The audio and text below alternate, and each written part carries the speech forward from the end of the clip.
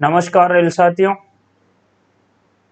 हम सोल्व कर रहे थे केरीज वर्कशॉप जोधपुर का जेई मैकेनिकल का पेपर सोल्व कर रहे थे। उसमें 1 से 75 तक हमने हल कर लिए थे। तो 76 क्वेश्चन की तरफ बढ़ते हैं।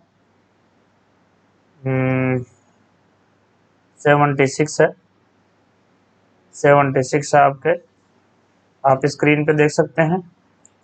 76 नंबर है। डायमंड डायमंड पॉइंट चीजल से काटा जाता है। तो जो डायमंड पॉइंट चीजल होती है उससे वी शेप ग्रूव काटा जाता है। तो ये आपके ऑप्शन डी करेक्ट है। ऑक्सीजन सिलेंडर का सामान्य रंग कैसा होता है? तो ऑक्सीजन सिलेंडर का काला होता है। Option B. छेनी का क्रॉस सेक्शन, छेनी मतलब चीजल, छेनी का क्रॉस सेक्शन सामान्यतः अष्टकोणीय होता है। अष्टकोणीय, चौकोर, आयताकार, षटकोणीय, अष्टकोणीय होता है। ऑक्सी एसिटिलीन वेल्डिंग की जाती है तो ये आपके न्यूट्रल फ्लेम से की जाती है। न्यूट्रल फ्लेम से की जाती है। ऑप्शन ए करेक्ट है। Cold chisel cast tool steel से बनाई जाती है। जो आपकी कोल्ड चीजल होती है वो आपके कास्ट टूल स्टील से बनाई जाती है। नेक्स्ट है कवर्ड शीट मेटल को सीधा करना। कवर्ड शीट मेटल को सीधा करना प्लास्टिनिंग कहलाता है। Option D is correct. Basic soft में शून्य अपर डेविएशन होता है। बेसिक जो सॉफ्ट होती है उसमें शून्य अपर डेविएशन होता है। Option B is correct answer है आपका। कोल्ड चीजल का निर्माण फोर्जिंग द्वारा किया जाता है। कोल्ड चीजल का जो निर्माण होता है वो फोर्जिंग द्वारा किया जाता है। ऑप्शन डी इज करेक्ट है आपका। कोच फ्लोरिंग में वुडन बोर्ड की मोटाई 12 mm होती है। कहीं कहीं पे ये 13 mm भी है, तो दोनों सही है, ध्यान रखिएगा। Option C. इनमें से कौन सा आइटम कोच में पैसेंजर एम्यूनिटी नहीं है? तो वो पीवीसी है, polychloride PVC, polyvinyl chloride, PVC, polyvinyl chloride, PVC polyvinyl chloride होता है। तो ये पीवीसी है आपके। पैसेंजर एम्यूनिटी नहीं है। सोप डिश है जो पैसेंजर एम्यूनिटी है। कोट हुक भी पैसेंजर एम्यूनिटी है। बोतल होल्डर भी, जो पानी की बोतल रखते हैं हम उसके लिए बोतल होल्डर आता है। और टावल वगैरह के लिए कोट हुक आता है। और हाथ धोने के लिए जो साबुन रखते हैं वो सोप डिश आती है। तो ये तीनों पैसेंजर एम्यूनिटी है। इसमें जो पीवीसी है, ये पीवीसी एक पॉलीविनाइल क्लोराइड होती है जो अपने कोच की पर्स पे बिछाई जाती है। तो ये जो पीवीसी है ये अलग एम्यूनिटी है। तो ये पैसेंजर एम्यूनिटी पीवीसी को अपन नहीं बोल सकते हैं। तो यहाँ ऑप्शन डी इज करेक्ट हो जाएगा। कंडम कोच में रिक्लेम आइटम है। जो कंडम कोच होता है जिसको कंडम कर दिया जाता है उसमें इमरजेंसी विंडो पे अपन रिक्लेम नहीं कर सकते, एसएस इनले पे अपन रिक्लेम नहीं कर सकते, बॉस बेसन पे नहीं कर सकते। जो वाटर टैंक होता है तो ये रिक्लेम आइटम होता है। वाटर टैंक, वाटर टैंक जो आपके कोच में होते हैं, इसकी जो क्षमता होती है वो 450 लीटर होती है एक की। और पूरे कोच में 4 टैंक होते हैं तो 1800 लीटर हो जाएगी। ये भी आपको ध्यान में रखना है, ये पूछा जाता है कई बार। 1800 लीटर। और ये जो पर्सन 87 है बहुत अच्छा पर्सन है। एक सिरे पर दोनों बफर के बीच की दूरी कितनी होती है? तो ये 1956 mm होती है। 1956 mm की होती है, ध्यान रखिएगा। बहुत अच्छा पर्सन है। दोनों जो बफर लगे हुए होते हैं, दोनों जो कोच में बफर लगे हुए होते हैं, दोनों कोच में जो बफर लगे हुए होते हैं, तो इन दोनों के जो ये बफर की जो दूरी है, इन दोनों की जो ये बफर की दूरी है वो होती है आपके 1956 mm होती है। क्योंकि सारी डायमेंशन कोच में mm में आती है तो यहाँ 1956 mm होती है। प्रश्न नंबर 80 है साथियों। आईसीएफ कोच जर्नल में टेपर किससे अधिक नहीं होना चाहिए? तो ये आपके 0.015/0.010 से अधिक नहीं होना चाहिए। जो ऑप्शन करेक्ट बैठता है आपका ऑप्शन बी यहाँ बैठेगा, ये ध्यान में रखिएगा। आईसीएफ कोच में जो एसकेएफ रोलर बियरिंग का रेडियल क्लियरेंस कितना होता है, तो उसका होता है आपके 0.105 से 0.296 mm। ऑप्शन ए इज यहाँ करेक्ट है। और ये भी बहुत सुपर हिट प्रश्न है जो 90 है, मैक्सिमम बार ये रिपीट होता है। आईसीएफ कोच में प्रति साइड बियर तेल की मात्रा है, तो ये आपके 2 लीटर होती है, 2 लीटर होती है। Option C is correct answer. 91 है, 91 है बोगी माउंटेड ब्रेक सिलेंडर। और एक होता है आपके बी एम बी एस, ये बोगी माउंटेड ब्रेक सिस्टम होता है और ये बोगी माउंटेड ब्रेक सिलेंडर होता है। दोनों में यहाँ अंतर है, यहाँ एस से सिस्टम हो जाएगा, यहाँ सी से सिलेंडर हो जाएगा।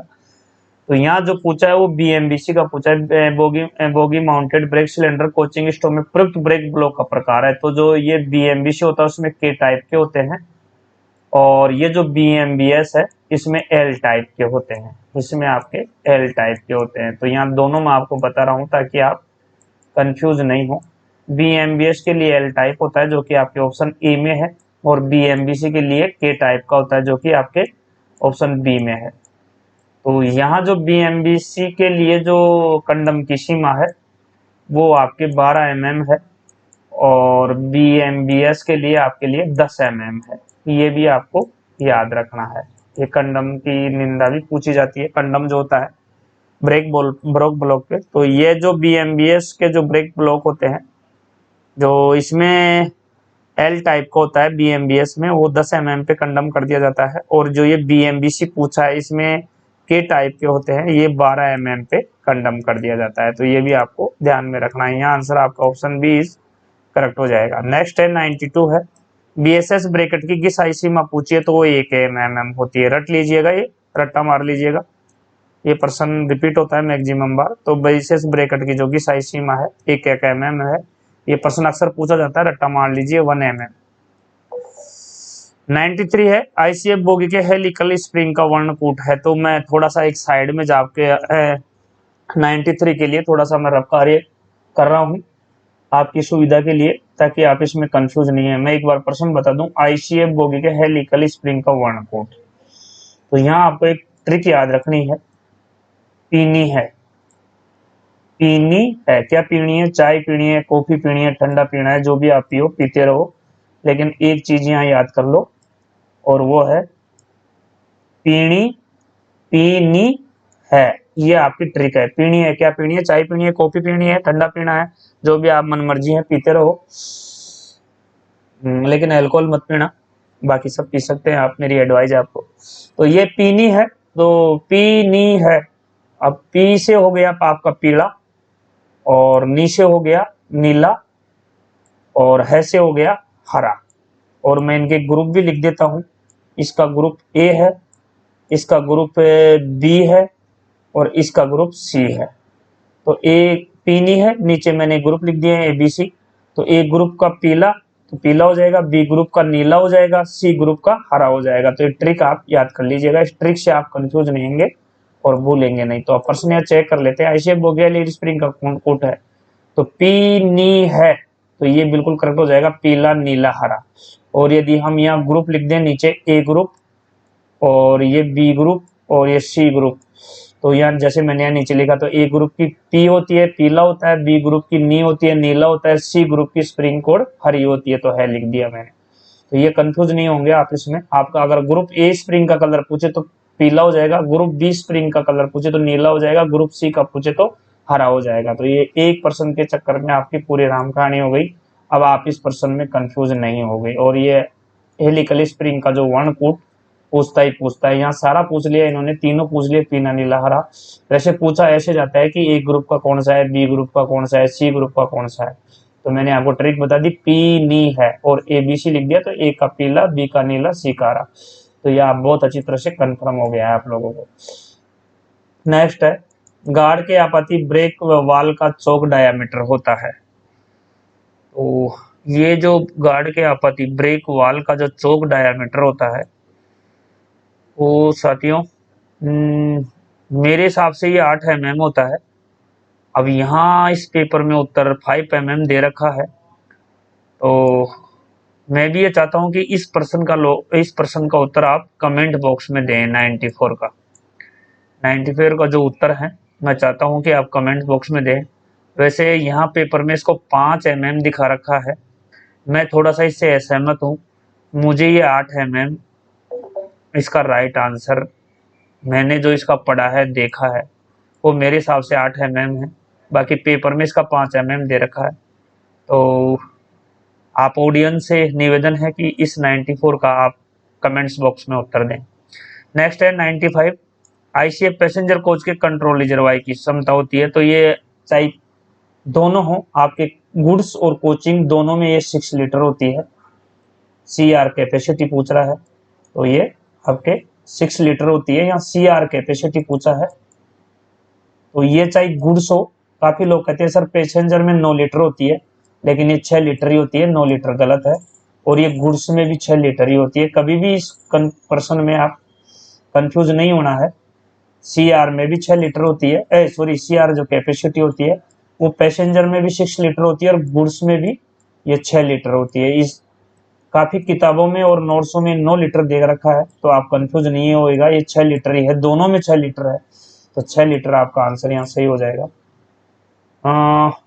हाँ, अगर यहाँ कैपेसिटी नहीं पूछता है, प्रेशर पूछता है, तो प्रेशर फिर आपका 5 kg, प्रेशर जो आपका है वो 5 kg पर सेंटीमीटर स्क्वायर हो जाएगा। ये भी आप एक्स्ट्रा से ध्यान रखें, वहां कंफ्यूज नहीं हुए। यहाँ है 96% है, कारखाना में कर्मचारी को कितनी सीएल मिलती है? तो कारखाने में कर्मचारी को 8 सीएल मिलती है, ओपन लाइन में 10 मिलती है। और यदि कर्मचारी विकलांग है तो 4 सीएल एक्स्ट्रा मिलती है। विकलांग को 8 और 4 12 कारखाने में मिल जाएगी, और ओपन लाइन में भी कर्मचारी विकलांग है तो 10 और 4 14 आपके ओपन लाइन में मिल जाएगी। नेक्स्ट है 97 है, कोच अंडर फ्रेम फ्लोर में पेंट लगाया जाता है, तो आपके ब्लैक बिटुमिनस पेंट लगाया जाता है। ये ध्यान रखिएगा, बहुत इंपॉर्टेंट प्रश्न है।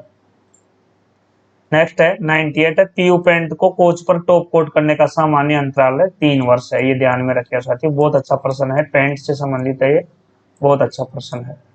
स्टेचू ऑफ यूनिटी किस राज्य में है? तो ये गुजरात में है। आपके जीके का प्रश्न है, बहुत अच्छा प्रश्न है। किस कोच के एंड पैनल पर क्रॉस निशान बनाते हैं? तो ये जीएस कोच में बनाते हैं, ये ध्यान रखिएगा। अलार्म चेन का टेस्ट बार किया जाने वाला भार है, तो ये 7 से 10 केजी है। 7 से 10 केजी है, 7 से 10 केजी है, ध्यान में रखिएगा। 10 किलोग्राम, 7 से 10 केजी, तो यहाँ आंसर में आपका 10 किलोग्राम हो जाएगा। 7 से 10 केजी है इसका, तो 101 में बी करेक्ट है। निम्न में से क्या भिन्न है? तो वोल्ट, एम्पियर, ओम, ये एक चीज है। न्यूटन यहाँ एक अलग चीज आ जाता है, तो ये न्यूटन आपके अलग हो जाएगा। एलएचबी कोच में डंप वाल्व की संख्या कितनी है? तो एलएचबी कोच में डंप वाल्व 4 होते हैं, जो कि आपके बी ऑप्शन में है, तो बी ऑप्शन यहाँ राइट हो जाएगा आपका। एलएचबी के बोगी का प्रकार है, तो एलएचबी में जो बोगी लगती है वो लगती है आपकी फिएट बोगी, FIAT, और ये फिएट बोगी लगती है। और एलएचबी कोच में डिस्क ब्रेक सिस्टम का प्रयोग होता है, ये भी आप ध्यान रखिएगा। डिस्क ब्रेक सिस्टम का पूछा जाता है, डिस्क ब्रेक सिस्टम होता है इसमें, तो ये आप भी, ये इंपॉर्टेंट प्रश्न है, ये भी आप ध्यान में रखिएगा। डिस्क ब्रेक सिस्टम होता है एलएचबी कोच में, फिएट बोगी लगाई जाती है, ये भी आप ध्यान रखिएगा। इसके साथ इसका जो राइडिंग इंडेक्स है वो 2.5 से 2.50 से 2.75 होता है, ये भी आप ध्यान में रखिए। ये राइडिंग इंडेक्स भी पूछा जाता है। और एक इसकी स्पीड पूछी जाती है, जो कि आपके 160 किलोमीटर पर हावर है। एलएचबी की स्पीड किलोमीटर पर हावर है, ये ध्यान रखिएगा, पर हावर है, जो कि 200 किलोमीटर तक इसको अपग्रेड किया जा सकता है। 200 किलोमीटर तक इसको पर हावर अपग्रेड किया जा सकता है, तो आप अंदाजा लगा सकते हैं कि 160 से 200 स्पीड बहुत होती है। तो ये इससे मुख्य संबंधित बातें थी जो मैंने आपको बताई, तो आप ध्यान रखिएगा। ये मोस्ट थी तीनों चारों जो मैंने एलएचबी कोच से संबंधित आपको बताई। एलएचबी कोच में ब्रेक सिस्टम है, तो वो डैश ब्रेक सिस्टम होता है। ये मैंने ऊपर बताया अभी आपको, तो ये भी आंसर आपका सही है। माइक्रोमीटर, ठीक है। वर्नियर कैलिपर, डायल इंडिकेटर की एक्यूरेसी किससे जांची जाती है? तो स्लिप गेज से, स्लिप गेज होता है उससे मापी जाती है। ऑप्शन बी इज करेक्ट है। वुड वर्क में प्रयुक्त होने वाली फाइल होती है, यानी लकड़ी कार्य में। वुड वर्क का मतलब लकड़ी के काम में, तो लकड़ी के काम में कौन सी फाइल? फाइल यानी रेती, इसको अपन रेती बोलते हैं हिंदी में। कौन सी फाइल? तो रास्प कट फाइल यूज की जाती है वुड वर्क के लिए, तो ये ऑप्शन डी करेक्ट है। और ये मैथ का प्रश्न है साथियों, यानी वैसे तो है साइंस का, आरपीएम से है, राउंड पर मिनट। तो ये हम जो अपने मैथ्स के प्रश्न छोड़े हुए थे पीछे पेपर में, 5-6 प्रश्न मैथ्स के हैं, उनके साथ इस 108 प्रश्न को उनके साथ लेंगे। और इसमें जो टेपर की एसआई यूनिट पूछ रहा है, तो टेपर की एसआई यूनिट मीटर तो नहीं होती है, सेंटीमीटर भी नहीं होती है, मिलीमीटर भी नहीं होती है, तो यहाँ इनमें से कोई नहीं करेक्ट हो जाएगा आपका दो। और लास्ट प्रश्न है, शेपर मशीन में कटिंग पैरामीटर क्या है? तो शेपर मशीन में जो कटिंग पैरामीटर होते हैं वो फीड होता है, करेक्ट है। कट की गहराई भी करेक्ट है, मशीन टाइम भी कट है, तो उपरोक्त सभी हो जाएंगे। तो यहाँ ऑप्शन आपका डी हो जाएगा। तो ये था साथियों आपका पेपर, जो कैरिज वर्कशॉप जोधपुर का जेई मैकेनिकल का पेपर था। इसमें मैथ्स के 6 प्रश्न बचे हैं, उनमें रब कार्य होगा, तो उसको अपन पार्ट थर्ड में रखा है। ये पार्ट 2 पूरे हो गए हैं आपके, अब उसको अपन पार्ट थर्ड में लेंगे, जो मैथ्स के 6 प्रश्न हैं। मैथ्स के 6 प्रश्न है, छठा ये हो जाएगा आपका, यदि मशीन 100 आरपीएम से 500 चक्कर लगाती है तो मशीन टाइमिंग क्या होगा। इस सहित 6 प्रश्न है जो कि आपके पार्ट 3 में हल कराए जाएंगे। अब ये पार्ट 2 समाप्त हो गया है। तो thank you very much, thanks for watching this video, धन्यवाद। नेक्स्ट मिलेंगे हम पार्ट 3 में, जिसमें मैथ्स के प्रश्न सोल्व करेंगे। तब तक के लिए दीजिए आगे, थैंक यू वेरी मच, धन्यवाद।